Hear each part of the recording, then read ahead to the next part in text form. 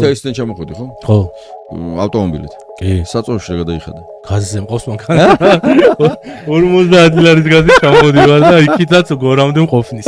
ბანკის სესხი გაქვს? კი. ქვეში რამდენი სიხდი საშუალო? $220. კომუნალურებს რამდენი სიხდი? 500 ლარამდე. აღარ გავაგზელებ, იმიტომ რომ ამის ნახევარ შემოსავალი არ გაქვს დარწმუნებული ვარ და სიგარეს არ ვეცე.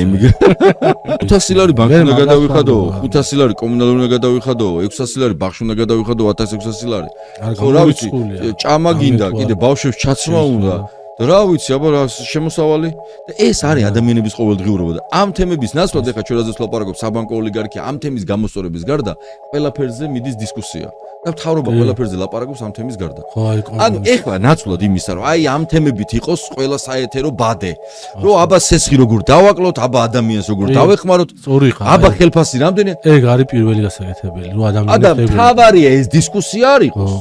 და მთელი დღე იქნება მაგალითად დისკუსია რაღაცა ვიღაცა ჩვენ როგორ გვესხი დაგვიჭირეს, გაგვასამართლოს. ეს მარტო მე ხო არ მაწყობს, გასო კოცის. ყველა ხოთ მე არ მინდა რომ გული დაგწეს, მეც მაქვს სესხი და მეც ვიხდი ბანკში და რაღაცა კონკრეტული ხარჯები ჩვენს გვაქვს ლენესაც აქვს ეს წეგან ყვირო და ვიტოსაც აქვს ეს.